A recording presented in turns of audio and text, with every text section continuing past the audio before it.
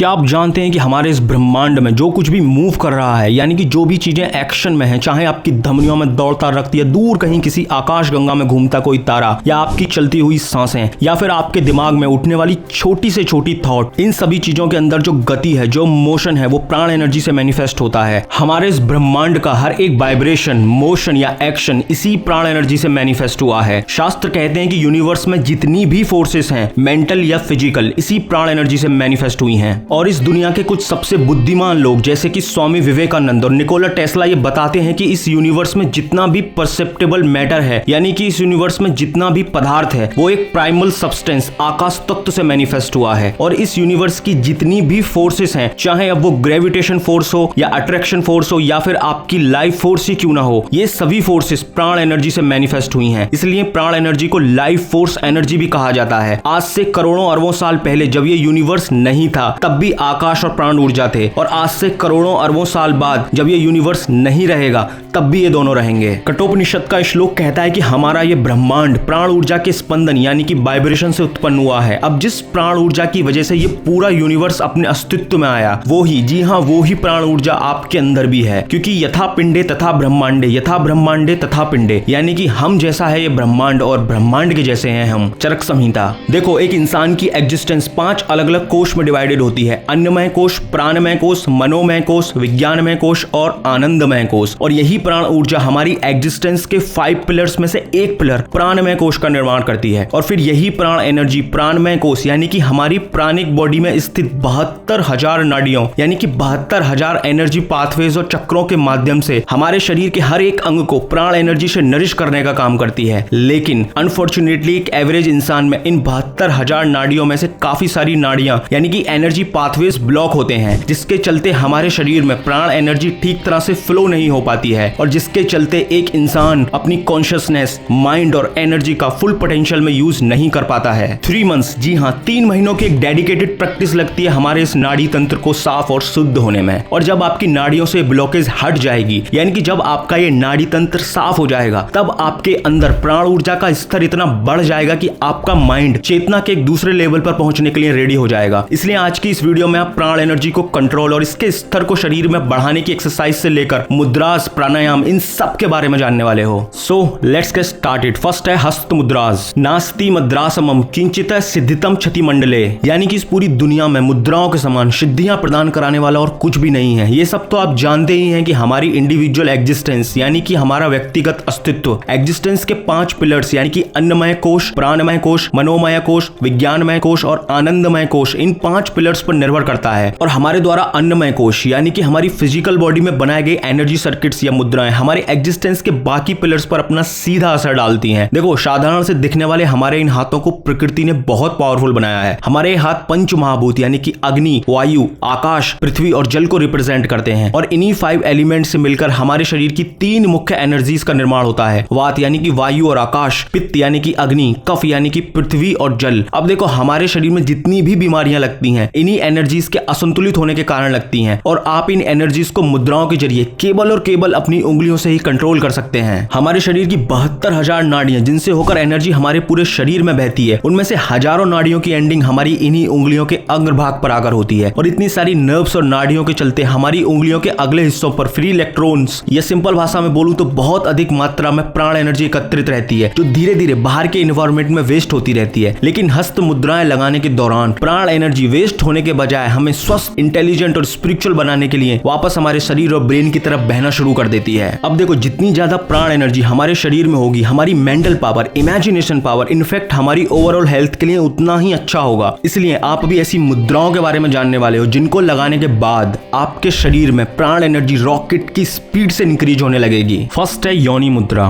प्राण एवं परम मित्रम, प्राण एवं परम सखा, प्राण तुल्यो परो बंधु नास्ति नास्ति वरानने, यानी कि इस पूरे संसार में प्राण एनर्जी ही सबसे बड़ा मित्र और सबसे बड़ा सखा है। इस पूरे जगत में प्राण से बढ़कर कोई बंधु नहीं है। शिव सर्वोदया। इस श्लोक से आप समझ गए होंगे कि प्राण एनर्जी हमारे लिए कितनी जरूरी है। देखो, जिस तरह समुद्र में उठने वाली बड़ी से बड़ी लहर या छोटे से छोटे बुलबुले का सोर्स वो समुद्र ही है, ठीक इसी तरह इस दुनिया में बड़े से बड़े, सक्सेसफुल से सक्सेसफुल या छोटे से छोटे इंसान के पीछे यही प्राण ऊर्जा अपना कार्य कर रही है। लेकिन उस सक्सेसफुल इंसान की प्राण ऊर्जा एक बहुत ही हाई लेवल पर वाइब्रेट कर रही है, जिसकी वजह से वो इंसान इतना सक्सेसफुल है। देखो, देखो शास्त्र कहते हैं कि हमारे दिमाग में आने वाली छोटी से छोटी थॉट प्राण एनर्जी से मैनिफेस्ट होती है, और आप किसी प्रकार से अगर अपने अंदर प्राण एनर्जी को इंटेंसिफाई कर देते हैं तो आपके विचार, आपके थॉट्स भी बहुत इंटेंस, बहुत पावरफुल हो जाएंगे। योनि मुद्रा दुनिया की कुछ सबसे पावरफुल मुद्राओं में से एक है जो हमारे शरीर में प्राण एनर्जी को बहुत इंटेंसिफाई कर देती है। और जब हमारे शरीर में प्राण ऊर्जा इंटेंसिफाई होती है तब न केवल हमारे विचार इंटेंस और पावरफुल हो जाते हैं, बल्कि हमारी क्रिएटिविटी और इंट्यूशंस एक अलग ही लेवल पर पहुंच जाते हैं। योनि मुद्रा आपके शरीर में प्राण एनर्जी के फ्लो को बढ़ाकर आपके फोकस, मोटिवेशन और एनर्जी को इतना बढ़ा देगी कि जिसके पॉजिटिव इफेक्ट्स आपको कुछ ही मंथ्स के अंदर दिखने लग जाएंगे। योनि मुद्रा लगाने के लिए अपनी लिटिल, मिडिल और रिंग फिंगर्स को फोल्ड करने के बाद अपने दोनों हाथों की इंडेक्स फिंगर्स और थंब्स की टिप्स को आपस में जोड़ दें। That's it. इतना आसान है योनि मुद्रा लगाना। जब योनि मुद्रा को प्रोलॉन्ग यानी कि लंबे समय तक प्रैक्टिस किया जाता है तब ये मुद्रा हमारे कंसंट्रेशन को डीप कर हमारी कॉन्शियसनेस को रियलिटी के दूसरे आयामों पर ले जाना शुरू कर देती है। नेक्स्ट है प्राण मुद्रा यानी कि मुद्रा ऑफ एनर्जी। जैसा आप नाम से ही समझ गए होंगे कि प्राण मुद्रा हमारे शरीर में प्राण वायु को इंक्रीज करने का काम करती है। आप ये सब तो जानते हैं कि हमारे शरीर में 72,000 नाड़ियां होती हैं जिनके माध्यम से एनर्जी हमारे पूरे शरीर में बहती है, और जब कभी हमारे शरीर की कोई भी नाड़ी ब्लॉक हो जाती है तब उस नाड़ी से रिलेटेड अंग में भी प्रॉब्लम होना शुरू हो जाती हैं, शरीर में बीमारियां होने लगती हैं। लेकिन प्राण मुद्रा के लगाने से हमारे शरीर की नाड़ियां कभी ब्लॉक नहीं हो सकती, जिसके चलते प्राण यानी कि लाइफ फोर्स एनर्जी हमारे शरीर में स्मूथली बहती रहती है और हमारे शरीर का एनर्जी लेवल और हमारे शरीर की रोग प्रतिरोधक क्षमता बहुत बढ़ जाती है। अगर आपको सुबह जल्दी उठने में कोई प्रॉब्लम होती हो, या आपका शरीर हमेशा आलस से भरा रहता हो, या आपके अंदर मोटिवेशन की कमी रहती हो, तो रोजाना 15 मिनट प्राण मुद्रा लगाने के बाद आपका आलस छूमंतर और आपका शरीर एनर्जी से भर जाएगा। प्राण मुद्रा लगाने के लिए आपको अपनी सबसे छोटी उंगली और अनामिका उंगली की टिप्स को अपने अंगूठे की टिप से मिलाना है और बाकी की 2 उंगलियां स्ट्रेट रखनी है। That's it. और ज्ञान मुद्रा के बेनिफिट्स को बढ़ाने के लिए प्राण मुद्रा को हमेशा ज्ञान मुद्रा के बाद लगभग 15 मिनट तक जरूर लगाना चाहिए। और अगर आपको ज्ञान मुद्रा या और कुछ पावरफुल मुद्रास के बारे में जानना है तो मुद्रास के ऊपर मैंने एक अलग से वीडियो बनाई है जिसका लिंक आपको डिस्क्रिप्शन में मिल जाएगा। नेक्स्ट है ब्रीदिंग। ये सब तो आप जानते हैं कि जिन 72,000 नाड़ियों से बहकर प्राण एनर्जी हमारे शरीर के हर एक अंग तक वाइटल एनर्जी पहुंचाने का काम करती है, उन्हीं 72,000 एनर्जी पाथवेज में से काफी सारे पाथवेज यानी कि नाड़ियां एक एवरेज इंसान में ब्लॉक होती हैं, और इसका सबसे बड़ा रीजन होता है हमारी नेगेटिव थॉट्स, और उन नेगेटिव थॉट्स से हमारे ब्रेन में आने वाले जरूरत से ज्यादा नेगेटिव इमोशंस। फॉर एग्जांपल,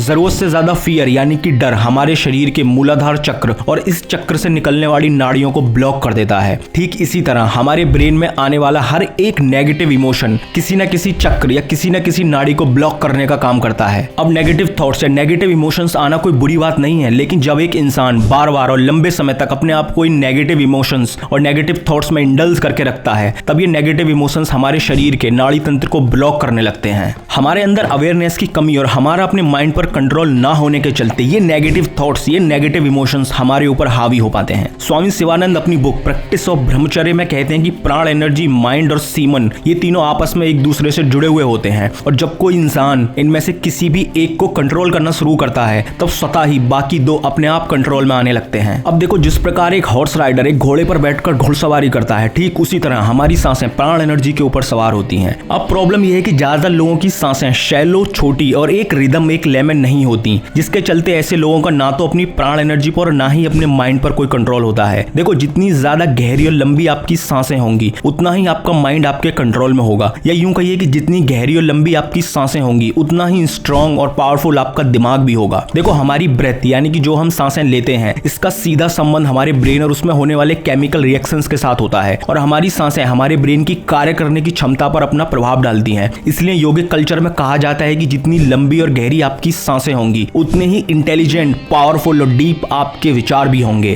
तो चलिए अब जानते हैं कि साइंस का डीप ब्रीदिंग के बारे में क्या कहना है। ये देखिए, coupling of respiration and attention via the locus coeruleus, effects of meditation and pranayama. देखो, जब आप सांस लेते हैं यानी कि इनहेल करते समय दिमाग के एक हिस्से लोकस कोरिलियस की एक्टिविटी थोड़ी बढ़ जाती है, और सांस को छोड़ते समय यानी कि एक्सहेल करते समय लोकस कोरिलियस में एक्टिविटी कम हो जाती है, और ये प्रोसेस आपकी हर एक ब्रेथ के साथ चलता है। तो अब होता क्या है कि जब आप छोटी सांसें लेते हैं तो आपके दिमाग का लोकस कोरिलियस जल्दी जल्दी एक्टिवेट होने के चलते हाइपर एक्टिव यानी कि बहुत ज्यादा सक्रिय हो जाता है और आपके ब्लड में अधिक मात्रा में नॉरएड्रेनालिन नाम के हार्मोन को रिलीज करने लगता है, जिससे आपका हार्ट रेट और स्ट्रेस लेवल दोनों बढ़ जाते हैं। आपके ब्लड में कोर्टिसोल हार्मोन का लेवल बढ़ जाता है और बढ़ा हुआ कोर्टिसोल आपके ब्रेन सेल्स यानी कि न्यूरॉन्स को मारने लगता है। इसलिए जितनी छोटी आपकी सांसें होंगी उतना ही कमजोर आपका दिमाग भी होगा। इसलिए दिमाग को शांत यानी कि रिलैक्स करने के लिए लंबी और गहरी सांसें लेने को कहा जाता है। और जब आप लंबी सांसें लेते हैं यानी कि जब आपकी सांसें आपके स्टमक तक आती हैं, तब आपके ब्रेन का लोकस कोरिलियस एक बैलेंस मात्रा में नॉरएड्रेनालिन नाम के हार्मोन को आपके ब्लड में रिलीज करने लगता है। लंबी और गहरी सांसें लेने से स्ट्रेस हार्मोन्स भी आपकी बॉडी में ना के बराबर रिलीज होते हैं। इसके चलते आपका दिमाग धीरे धीरे बहुत ही कीन और शार्प होने लगता है, जिसके चलते आपका परसेप्शन और इंटेलिजेंस दोनों इंप्रूव होने लगते हैं। इसके अलावा जब आप गहरी और लंबी सांसें लेते हैं तो आप अपनी थॉट्स और अपने इमोशंस को अच्छे से कंट्रोल कर पाते हैं। और जब आप अपने नेगेटिव थॉट्स और उनसे रिलेटेड इमोशंस को अच्छे से कंट्रोल कर पाएंगे, तब आपके नेगेटिव थॉट्स और इमोशंस आपके नाड़ी तंत्र यानी कि एनर्जी पाथवेज को ब्लॉक नहीं कर पाएंगे, जिसके चलते प्राण एनर्जी फ्रीली आपके शरीर में फ्लो कर पाएगी और जिसके इमेंस बेनिफिट्स आपको कुछ ही समय के अंदर दिखने शुरू हो जाएंगे। इसलिए हमेशा लंबी और गहरी सांसें लेने की कोशिश करें और सांस को लंबा या गहरा बनाने के लिए प्राणायाम से अच्छी और दूसरी कोई एक्सरसाइज नहीं हो सकती। इसलिए नेक्स्ट है प्राणायाम। हाथा योगा प्रदीपिका का श्लोक कहता है कि जो इंसान केवल कुंभक, जो कि एक प्रकार का प्राणायाम है, अगर उस प्राणायाम पर मास्टरी हासिल कर लेता है तो तीनों लोकों में ऐसा कुछ भी नहीं है जो वो इंसान हासिल ना कर सके। क्योंकि जब एक इंसान प्राणायाम करता है तब वो इंसान अपनी इंडिविजुअल प्राण शक्ति है, जिसे व्यस्ति कहा जाता है, उसके माध्यम से इस पूरे यूनिवर्स की कॉस्मिक एनर्जी या जिसे समष्टि प्राण या हिरण्यगर्भ कहा जाता है, उसे कंट्रोल करता है। प्राणायाम का मतलब ही होता है प्राण एनर्जी को कंट्रोल करना। इसलिए स्वामी शिवानंद अपनी बुक द साइंस ऑफ प्राणायाम में कहते हैं कि जो इंसान अपनी प्राण एनर्जी को कंट्रोल कर लेता है वो इंसान इस यूनिवर्स की फिजिकल या मेंटल हर एक फोर्स को कंट्रोल कर सकता है। देखो, प्राणायाम एक बहुत ही पावरफुल प्रैक्टिस है जिसका सीधा असर हमारी प्राणिक बॉडी पर पड़ता है और प्राणिक बॉडी का सीधा असर हमारी फिजिकल बॉडी पर। इसलिए कहा जाता है कि प्राणायाम को हमेशा गुरु की देखरेख में ही करना चाहिए। इसलिए आगे जो प्रैक्टिसेस मैं आपको बताने जा रहा हूँ वो केवल और केवल इन्फॉर्मेशन पर्पज के लिए हैं। और अगर आप सच में प्राणायाम सीखकर अपनी लाइफ क्वालिटी को 7वें आसमान पर ले जाना चाहते हो तो द साइंस ऑफ प्राणायाम और प्राणा एंड प्राणायाम, ये 2 बुक्स आपको जरूर पढ़नी चाहिए। So let's start with practice. नाड़ी शोधन प्राणायाम। स्वामी निरंजनानंद सरस्वती ने प्राणायाम की गंभीरता को देखते हुए नाड़ी शोधन प्राणायाम को 3 भागों में डिवाइड किया है, बिगिनर, इंटरमीडिएट और एडवांस्ड लेवल। अब एडवांस लेवल बहुत ज्यादा एक्सपीरियंस्ड लोगों के लिए है, इसलिए इस वीडियो में हम केवल बिगिनर और इंटरमीडिएट लेवल के बारे में ही बात करेंगे। बिगिनर लेवल पर ब्रीदिंग एक्सरसाइज को 3 स्टेजेस में डिवाइड किया गया है। स्टेज 1, सबसे पहले आप अपनी आईज क्लोज, स्पाइनल कॉर्ड और गर्दन को सीधा करके किसी भी मेडिटेशन पोस्चर में बैठ जाएं। उसके बाद अपने राइट हैंड के थंब यानी कि अंगूठे से अपने राइट नोस्ट्रिल को बंद करके अपने लेफ्ट नोस्ट्रिल से नॉर्मल पेस पर 5 बार सांस को इनहेल और एक्सहेल करें, यानी कि 5 बार सांस को लें और छोड़ें। 5 ब्रेथ कंप्लीट होने के बाद अपने राइट नोस्ट्रिल को ओपन करके लेफ्ट नोस्ट्रिल को अपनी सबसे छोटी उंगली से बंद करने के बाद 5 बार राइट नोस्ट्रिल से सांस को इनहेल और एक्सहेल करें। उसके बाद दोनों नोस्ट्रिल्स को फ्री करके दोनों नोस्ट्रिल से नॉर्मल पेस पर एक साथ 5 बार इनहेल और एक्सहेल करें। जब आप 5 बार लेफ्ट, 5 बार राइट और 5 बार दोनों नोस्ट्रिल से इनहेल और एक्सहेल कर लेंगे तो तब आपका 1 राउंड कंप्लीट हो जाएगा। अब सुबह और शाम आपको ऐसे 5 से 10 राउंड करने हैं, वो भी खाली पेट। सांस को इनहेल और एक्सहेल करते समय आपका सारा ध्यान आपकी सांसों पर होना चाहिए और याद रहे, सांस लेते समय आपकी सांसों से किसी भी प्रकार की कोई आवाज नहीं आनी चाहिए। अब देखो, कुछ एक्सरसाइजेस आपको बहुत आसान लगेंगे, इसलिए आपका मन डायरेक्ट नेक्स्ट लेवल पर जाने के लिए करेगा। तो देखो, प्राणायाम में आप सीधे सीधे अपनी ब्रेथ पर काम करते हैं और जिसका सीधा असर आपके ब्रेन और शरीर पर पड़ता है। इसलिए हर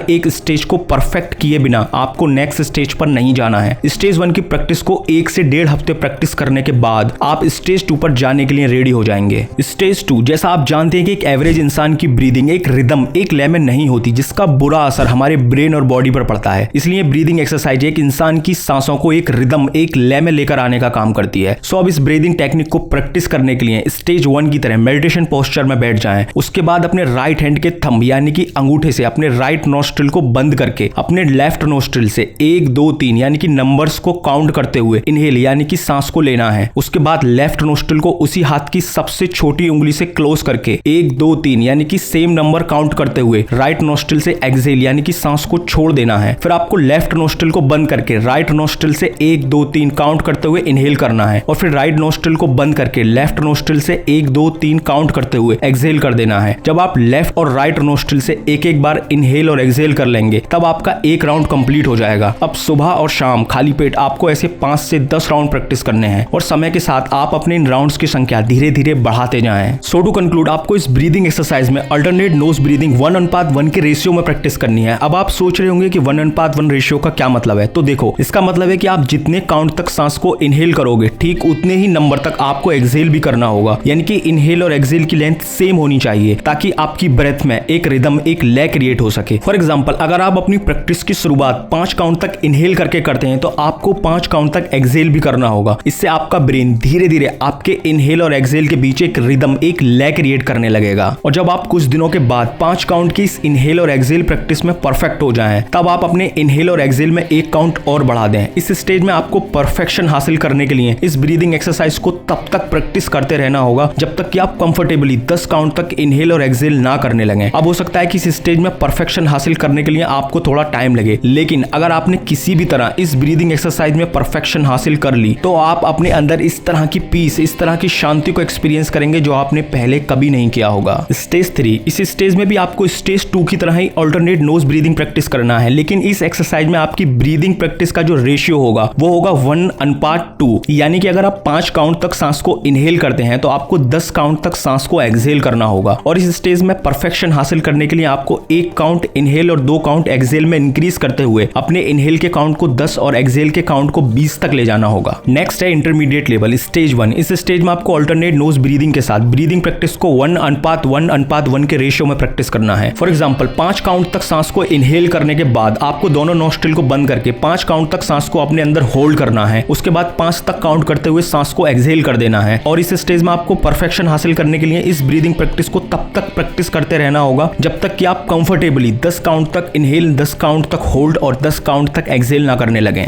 स्टेज 2, इस ब्रीदिंग एक्सरसाइज में आपको अल्टरनेट नोज ब्रीदिंग के साथ ब्रीदिंग एक्सरसाइज को 1:1:2 के रेशियो में प्रैक्टिस करना है। फॉर एग्जांपल, 5 काउंट तक सांस को इनहेल करने के बाद आपको 5 काउंट तक सांस को अपने अंदर होल्ड करना है। उसके बाद 10 तक काउंट करते हुए सांस को एक्सहेल कर देना है। इस स्टेज में आपको परफेक्शन हासिल करने के लिए इस ब्रीदिंग प्रैक्टिस को तब तक प्रैक्टिस करते रहना होगा जब तक कि आप कंफर्टेबली 10 काउंट तक इनहेल, 10 काउंट तक होल्ड और 20 काउंट तक एक्सहेल ना करने लगे। स्टेज 3, इस ब्रीदिंग प्रैक्टिस में आपको अल्टरनेट नोज ब्रीदिंग के साथ ब्रीदिंग प्रैक्टिस को 1:2 के रेशियो में प्रैक्टिस करना है। फॉर एग्जांपल, 5 काउंट तक सांस को इनहेल करने के बाद आपको 10 काउंट तक सांस को अपने अंदर होल्ड करना है। उसके बाद 10 तक काउंट करते हुए सांस को एक्सहेल कर देना है। इस स्टेज में आपको परफेक्शन हासिल करने के लिए इस ब्रीदिंग एक्सरसाइज को तब तक प्रैक्टिस करते रहना होगा जब तक कि आप कंफर्टेबली 10 काउंट तक इनहेल, 20 काउंट तक होल्ड और 20 काउंट तक एक्सहेल ना करने लगे। स्टेज 4, इस ब्रीदिंग प्रैक्टिस में आपको अल्टरनेट नोज ब्रीदिंग के साथ ब्रीदिंग प्रैक्टिस को 1:3:2 के रेशियो में प्रैक्टिस करना है। फॉर एग्जांपल, 5 काउंट तक सांस को इनहेल करने के बाद आपको 15 काउंट तक सांस को अपने अंदर होल्ड करना है। उसके बाद 10 तक काउंट करते हुए सांस को एक्सहेल कर देना है। इस स्टेज में आपको परफेक्शन हासिल करने के लिए इस ब्रीदिंग एक्सरसाइज को तब तक प्रैक्टिस करते रहना होगा जब तक कि आप कंफर्टेबली 10 काउंट तक इनहेल,